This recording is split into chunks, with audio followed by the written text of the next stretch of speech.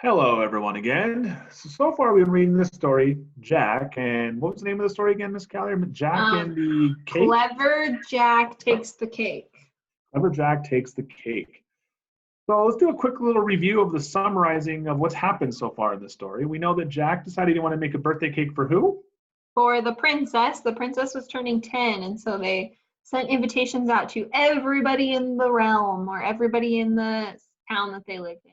Yeah. So he was making a cake and he ran into a lot of obstacles while he was trying to deliver this cake. He had to Mhm. barter his way to get all of the materials needed to make the cake.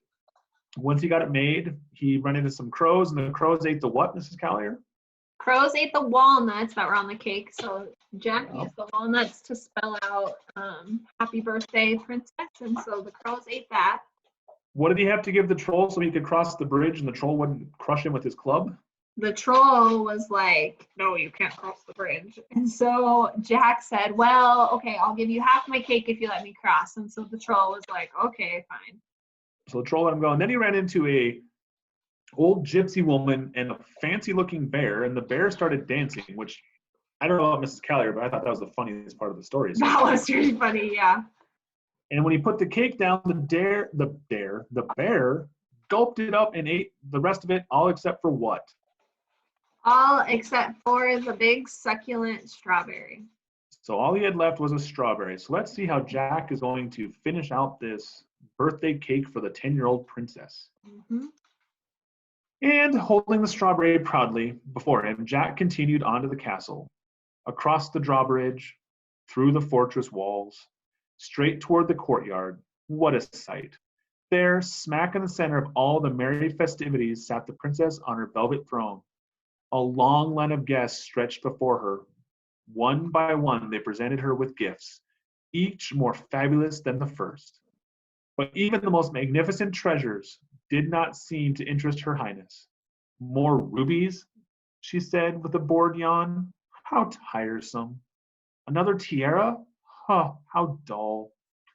Joining in line, Jack glanced down at his humble gift. Mrs. Callier, I see a couple of our vocab words in there. Magnificent means, magnificent, if I remember right, means something big and fancy, right? Yep, so she was getting all these wonderful grand treasures, but she didn't even really care. And all Jack had was his little strawberry, which was a very humble gift because compared to rubies and the tiara, tiara, I don't know how that's how. I know it's a crown for girls. That was the strawberry is very humble compared to those. Yeah, it's not a very important gift for a princess, that's for sure. All right. Can you move our pictures? And just what have you brought the princess? A guard asked from behind. I can't see all the words. It's just Callier. From behind him. Behind him. A strawberry, said Jack. The Reddest. the reddest, juiciest, most succulent one in the land. He held it out for the guard to see. That is a fine piece of fruit, agreed the guard. But I cannot allow you to give it to the princess. Why not? Said Jack. Because she's allergic to strawberries, said the guard. I hope that's all it says. Yep, said the One guard. taste and she will. She swells up like a balloon. Swells up like a balloon. Ah. It's like, no, gasped Jack. Yes, said the guard. I'm sorry, but you'll have to give it to me. Reluctantly, Jack handed over the succulent strawberry. That picture makes me think the guard ate the strawberry. Yeah, I'm wondering though if that's true or if the guard just said that so he could eat the strawberry. I don't know. You know what? Some people are like that. They're kind of tricky. She could be allergic to strawberries, but I don't know. So, okay, we'll keep it going. Now Jack found himself at the front of the line. The princess turned her gaze to him. And what have you brought me? She asked. Jack gulped. He blushed. He shuffled his feet. Well?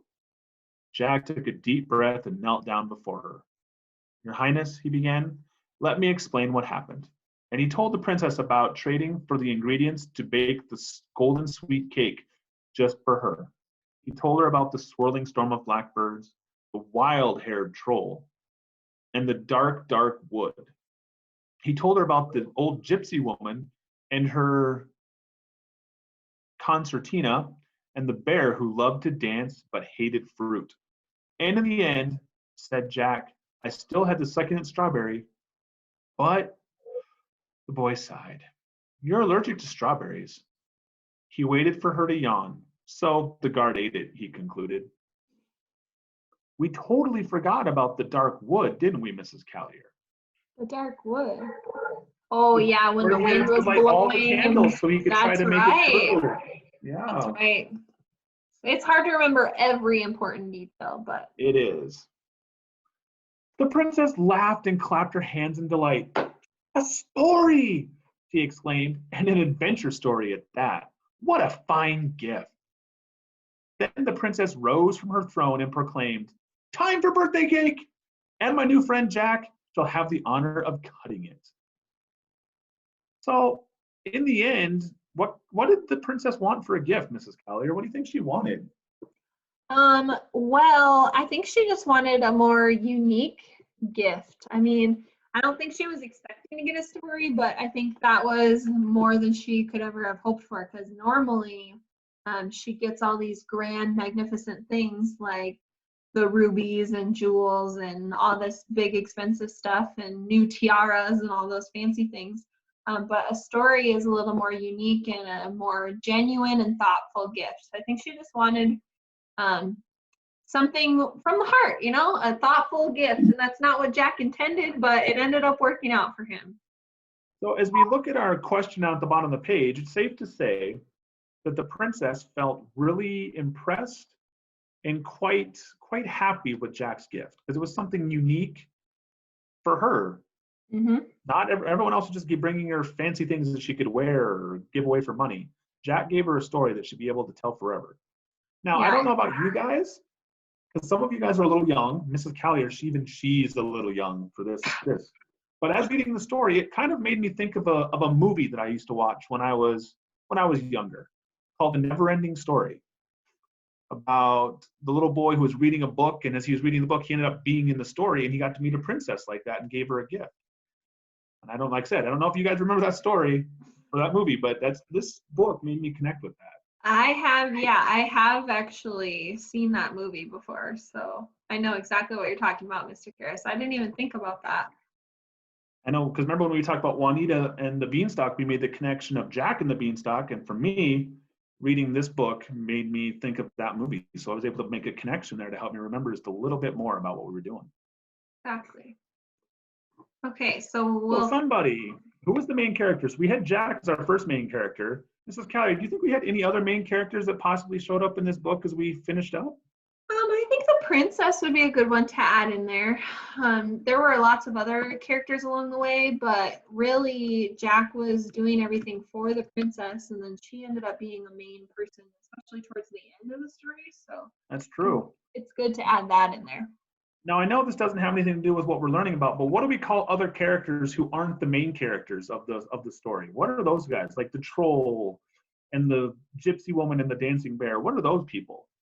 You know, Mrs. Callier, what we call those characters in the book? Are they minor characters? They are, or they're called supporting characters as well, because they help support the story as we go along. You're exactly right.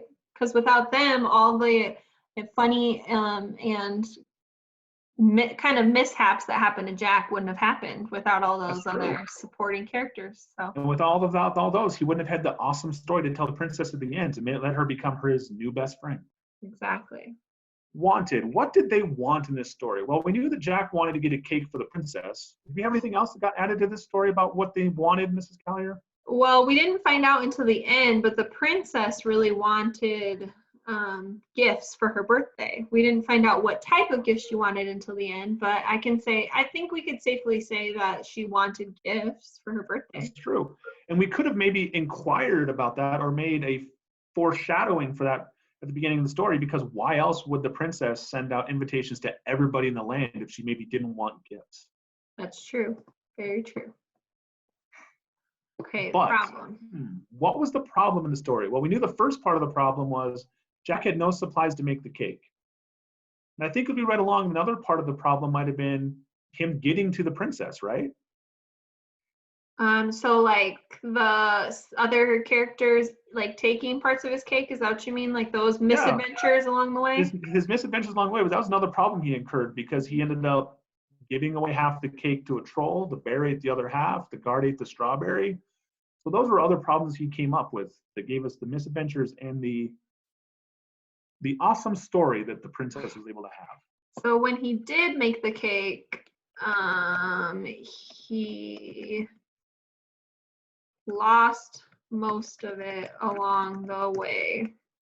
That's right. Okay.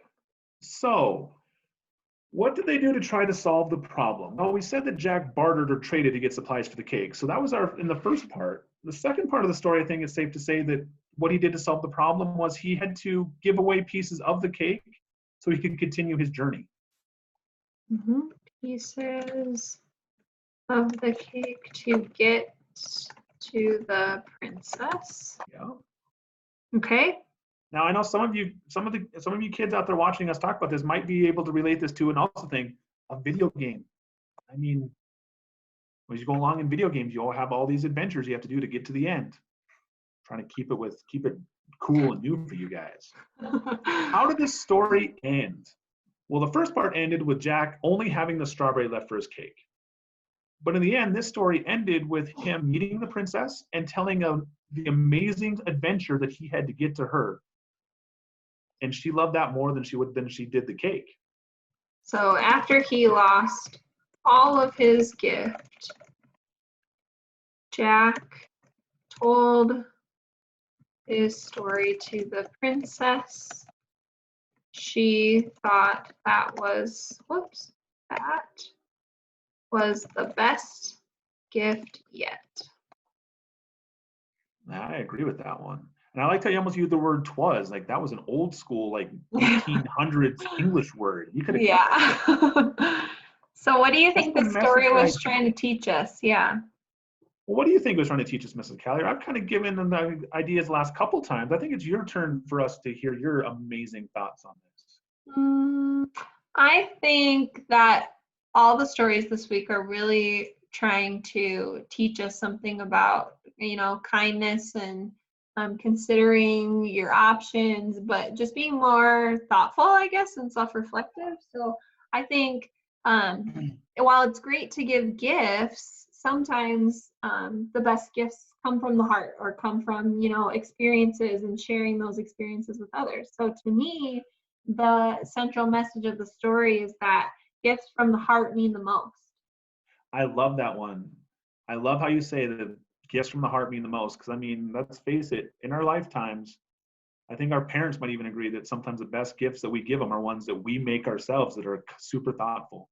Yeah, not the things that come from the store. And now, Mrs. Callier, I know that we're not in the classrooms anymore, but I feel like part of this, what we've been learning this week, also relates to some of our 7 habits that we've talked about with those of us at Robbinsdale this entire school year, don't you think?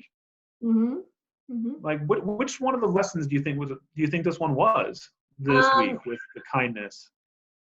I think it could be a couple of them. I think it could be habit 6. It could be with synergizing with each other and really, working together. It could be think win-win, where everybody ends up winning in the situation. It could be a couple different things. So, because I'll remember, everything always connects together. Very true. Very true. So make sure you guys complete your own summary. You can use ours as a helpful tool, but remember, we don't want you to just copy everything that we put. We want you to put it into your own words, not just into our words. So because remember, summarizing means you're using your own words to tell us what happened. So if you use our words, that's not your own words, is it? So I hope that you get all of your homework done this week. Remember, everything's due on Sunday at midnight, so don't stay up too late, but you have plenty of time to get that stuff done, and just do your best.